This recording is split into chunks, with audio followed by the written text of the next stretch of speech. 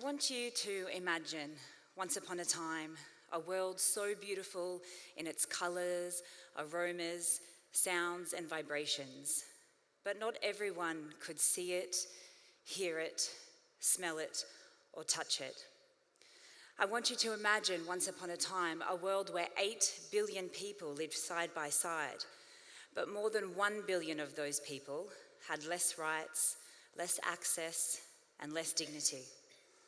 Of course, you don't actually have to imagine. It's not once upon a time, it's right now. According to the World Health Organization, there are more than 1.3 billion people living in this world with disability. That's more than 16% of the global population. But actually, everyone will experience disability at some stage in their life, either temporarily or permanently. Disability is part of being human. And yet this world has created one of the most unjust and unacceptable divisions between those who are disabled and those who are not. People with disability have less access to employment, poorer health outcomes, lower life expectancy. And the rhetoric that we're a burden on society is sadly something that transcends cultures and continents. But I put it to you that I'm actually more disabled by my environment and the lack of accessibility, grouped with the unfair way society treats me, than anything my body can or can't do. I've spent my entire life trying to make sense of the inequalities of this world. I've dreamed of a world that practices tolerance, acceptance, and inclusivity. A world that surely I and the other 1.3 billion people deserve. Stereotypes, stigmas, discrimination are all enduring challenges that people with a disability face every single day. The idea of disability exclusion has stemmed from this notion that disability is less than. But we're also bombarded with overly positive slogans such as, "The only disability is a bad attitude." Now, you might see this and think it's actually encouraging and empowering, but the underlying messaging is that people with a disability are the ones who need to change in order to fit within society. You want us to always be positive and upbeat because you gain inspiration from our disability. Seeing us struggle or challenge makes you feel uncomfortable and nervous. But actually, the barriers that people with disability face are societal. And no amount of positivity can break those barriers. No amount of positive thinking has ever turned a flight of stairs into a ramp, nor has it turned books into braille. And no amount of positive thinking will make my arm grow. In order to live in an all-inclusive, accessible society, we need to shift the way we view disability. And we need to ensure that disability is included at every stage of thought, creation, design, and implementation. From an industry perspective, but also socially. I was born missing my left arm. I've learned how to adapt. I found my own way of doing things. But you see, that's the thing about people with a disability. We're some of the most resourceful, creative minds, design thinkers with growth mindsets, because we have to be in order to fit in to society. I'm proud of my disability, and I want you to see me as I am.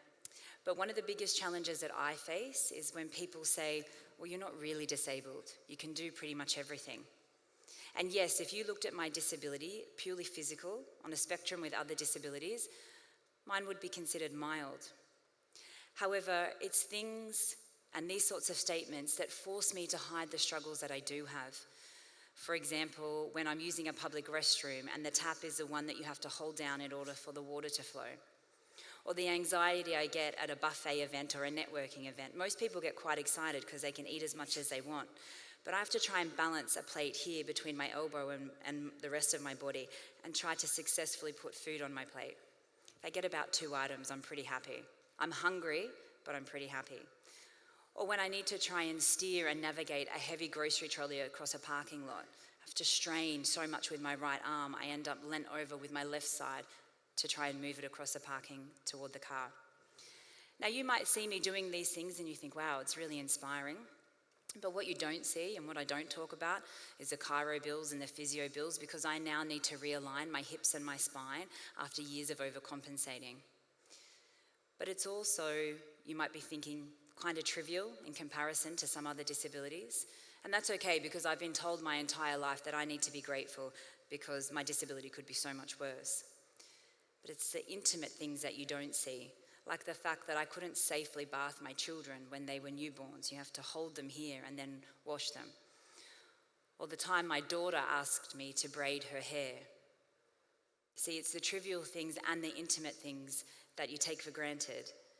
Because often when we talk about disability, we think of somebody who uses a wheelchair. But of the 1.3 billion people living with disability, only 8% are wheelchair users. And so this limited and narrow view of disability impacts how we establish accessibility, inclusion, and diversity. Disability itself is so wonderfully diverse, from the physical, visible disabilities like mine to all the disabilities that we can't see, which are the majority. Disability is everything from cerebral palsy, Down syndrome, autism, diabetes, anxiety, and depression. So I think it's safe to say that I'm not the only one in this room. But for those who don't live with disability, let's imagine for a moment you're in your favourite clothing store. Now imagine you live with achondroplasia, which is a form of short-limb dwarfism. You can't reach any of the clothing garments on the racks. Or imagine you've been invited to be a guest speaker at a prestigious event. Now imagine that you use a wheelchair and you arrive to realise that there's no ramp access to the stage. Imagine you live in a war zone and the sirens blare telling everyone to evacuate. Now imagine that you're deaf. You can't hear it.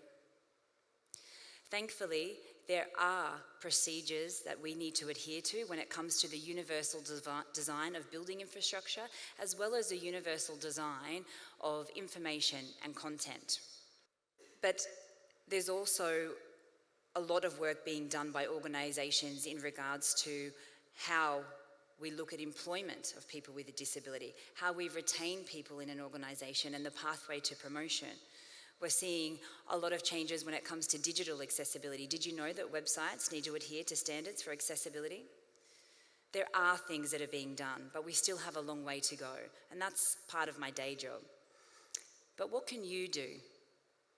Because even with the best infrastructure, and even with the most sustainable, inclusive policies and procedures, I will never see disability inclusion in my lifetime. Dare I say it, none of us will.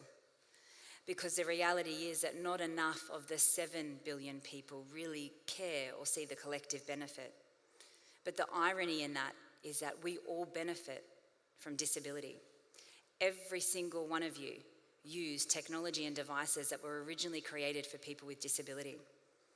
In 1608, Italian man Pellegrino Turri invented the typewriter after watching his friend struggle to write a handwritten note because she was blind.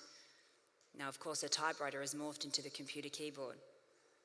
And hands up if you use an electric toothbrush, or if you sent a text message or an SMS, or if you listen to audiobooks, or if you've ever pushed a trolley or a pram up and down a ramp. All of these innovations and designs were created to restore the dignity and independence of people living with disability, but you all benefit too. You go about your day blissfully unaware that disability has actually made your life a little bit easier. But intentionally or unintentionally, you all make our lives just that little bit harder. The pointing, the staring, the whispering, the giggling, the mocking, and the sneaky photographs that we know will become the next meme sensation. Yes, historically, once upon a time, we were all told that disability was less than, but it's simply not true. To my 3 children, I am their everything. And so I think I've found the solution, and it's not going to cost you anything except perhaps a little bit of time and effort. With my lived experience and my personal opinion, the answer, or part of the solution, is kindness and respect. But if you're sitting there thinking, well, hang on, it's not just up to those without a disability to be part of this solution. People with disability need to contribute too. And you'd be right. So part of the other work that I do is to spread a message of kindness and inclusion to children all around the world. I've written a series of children's books, and it's my mission to share those books with more than 1 million children. You see, people with disability are actually doing all that we can to try to convince you to welcome us into your world. We're artists, activists, authors, politicians, teachers, CEOs. Sometimes you don't see us because you choose not to see us. But imagine if the 7 billion were just a little more educated, a little more aware, and if those 7 billion people were just a little more kinder, a little more patient, and a lot more excited about redesigning a world that included the 8 billion people. So today I'm here to ask for your kindness and for your respect, but also for your help. Let's socially, together, collectively, create a reality where people with disability are no longer an afterthought.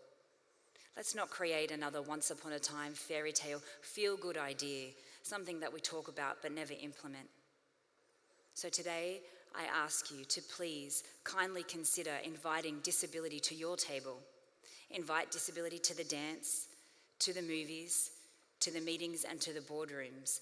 Not because you want to have a photo opportunity to tick a box, but because you genuinely want to listen and learn. Because the reality is we just want your world to be our world too. Thank you.